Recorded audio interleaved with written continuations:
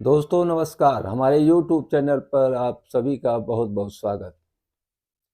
दोस्तों, आज मैं कुछ सनातन धर्म के बारे में संक्षिप्त आपके सामने बताना चाहता हूँ कि हमारा सनातन धर्म कितना बड़ा है।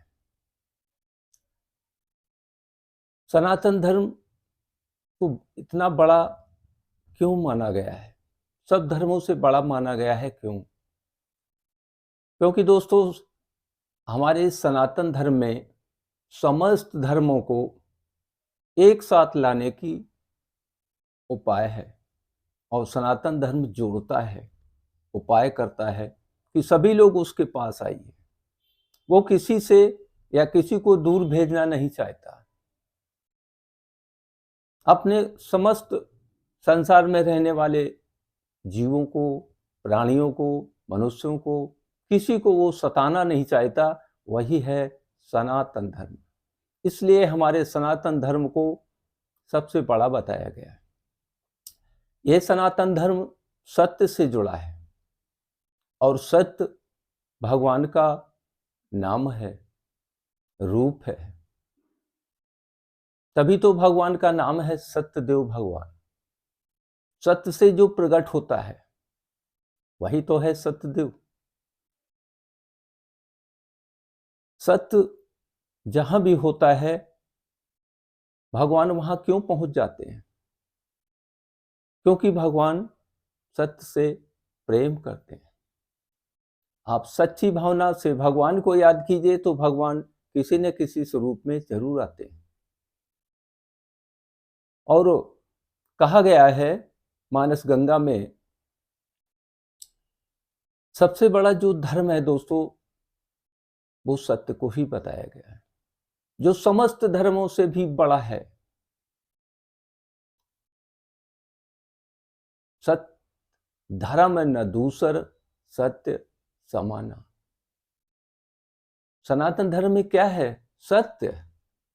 और इधर क्या है? धर्म न दूसर, सत्य समाना। इसका मतलब हमारा सनातन धर्म सबसे बड़ा है क्योंकि इसमें सत्य समाहित है, सत्य उसमें मौजूद है। और इधर गोस्वामी दास जी कहते हैं कि धर्म न दूसर, सत्य समाना, आगम निगम पुराण बखाना। वेद पुराण जिनकी बखान करते हैं, ऐसा सत्य। और दोस्तों, सत्य को किसी को बताने की जरूरत नहीं होती है। सत्य स्वयं दिखता है और सत्य स्वयं अपनी परीक्षा लोगों को देता है। एक संक्षिप्त अपने जीवन की घटना आपके सामने प्रस्तुत करता हूं। देखिए सत्य क्या करता है। दोस्तों, उस समय कानपुर में रह रहा था। किसी कामवश एक बिनगवा गांव पड़ता है कानपुर से, रोड के किनारे ही गांव है, 10-11 किलोमीटर। वहां पर जाना था क्योंकि जंगल में एक ऐसी बूटी की जरूरत थी जो हमें जरूरत थी, और पता लगा वो बिनगुआ के पास है। इस वजह से वहां गया। दोस्तों, जब मैं बिनगुआ पहुंचने के बाद उस जंगल में चलने लगा तो जंगल की जो घास थी दोस्तों, 3-4 फुट बड़ी घास, जिसमें कुछ दिख ही नहीं रहा है। उसमें घुसने के पहले एक दिमाग में शंका आया कि इसके अंदर कुछ हो सकता है। और जो कुछ हो सकता है वो पहले ही मैं वहीं पर खड़ा हो गया, भगवान भोलेनाथ को याद किया कि प्रभु हमें जाना है तो जाना है, यानी जाना भी निश्चित है, परंतु इस घास में कोई भी जीव मेरे पैर से पड़ जाए, क्या होगा? उसको रास्ते से हटा लीजिए, कुछ भी हो सकता है। तो अपने आप को भोलेनाथ को समर्पित करके मैं उस रास्ते से चल दिया, यानी उस घास में चल दिए। काफी दूर जाने के बाद जहां ऊसर टाइप का होता है, घास कम जमती है, वहां घास छोटी सी थी, लेकिन फिर भी वो 1-1.5 फुट की थी। ऊसर भी था साइड में। तो वहां पर दोस्तों क्या होता है कि अचानक भोलेनाथ का जो स्वरूप है, काल यानी नाग देव प्रकट हो जाते हैं। हमारा पैर उसी नाग के ऊपर पड़ने वाला था और वो प्रकट हो जाते हैं। इतने विशालकाय मैंने अपने जीवन में नहीं देखा। दोस्तों मैं वहीं खड़ा हो गया। उसकी हमारी दूरी थी मात्र 1 फुट। देखिए, इधर सत्य की बात को समझने की कोशिश कीजिएगा कि सत्य क्या परीक्षा ले रहा है। सत्य हमारी परीक्षा ये ले रहा है कि मैं देखता हूं आपको कि आप डरते हैं कि नहीं। अगर नहीं डरते हैं तो किसके बल पे नहीं डरते हैं। ये सत्य परीक्षा ले रहा है, किसकी? मेरी। और अपनी दे भी रहा है। इधर मैंने नागदेव महाराज को प्रणाम किया। मैंने कहा बाबा, मैंने आपका कोई गलती नहीं किया है। हाँ, गलती होने वाला था, पैर आपके ऊपर पड़ने वाला था। अच्छा हुआ आपके दर्शन हो गए, बहुत अच्छा। अब आप हमें जाने दीजिए। क्योंकि वो बहुत क्रोध में लग रहा था। और जब उस ना क्रोध में लग रहा था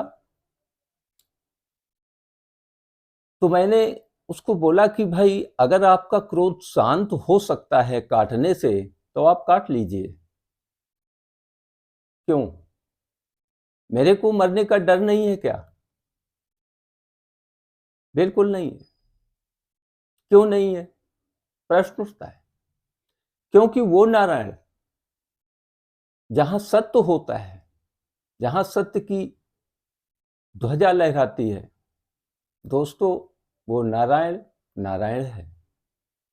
काल भी आपका कुछ भी नहीं बिगाड़ सकता। मैंने जब उसको ये बोला कि काटना है तो काट लीजिए, नहीं तो हमें जाने दीजिए, मैं आपके सेवक हूं, आप नागदेव महाराज हैं, आपकी मैं पूजा करता हूं, भोले बाबा के गले में शोभा कर देने वाले नागदेव, मैं आपको मार नहीं सकता, मैं आपका अहित नहीं करना चाहता। इसको मैं वहीं पर उसको बोल रहा हूं, आराम से वो सुन रहा है, गर्दन हिलाते हुए और जीभ लपलपाते हुए आराम से सुन रहा है, लेकिन रास्ता नहीं दे रहा है। भोलेनाथ को याद किया कि बाबा अपनी ये माया को हटाइए। तो दोस्तों, नाग स्वयं एक देवता है। जब उसने देखा कि कैसा भक्त है ये, मैं खड़ा हूं इसके सामने और इसको मरने का डर नहीं है, ये ना तो हट रहा है ना भाग रहा है और भोले बाबा को याद कर रहा है। तो भोले बाबा को जब याद किया और नाग देवता को दोबारा प्रणाम किया कि बाबा मुझे जाने दीजिए, तो वही नाग दोस्तों आराम से चला गया। और वो ऊसर जहां घास नहीं थी वहां हमें दिख रहा है कि मैं अपनी रास्ता पे आगे बढ़ गया और वो नाग हमको बार बार मुड़ के देख रहा है। यहां सत्य ने अपनी परीक्षा दी कि सत्य था, तभी मैं वहां से हटा नहीं।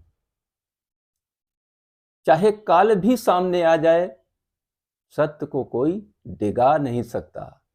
वीडियो के माध्यम से बताने का सिर्फ यही उद्देश्य था। भरोसा कीजिए, विश्वास ही आपका नारायण को आप तक खींच लाएगा। भरोसा कीजिए, दृढ़ प्रतिज्ञ होकर भगवान से प्रेम कीजिए। सभी प्रेम से रहिए, मुस्कुराते रहिए। जय श्री राम।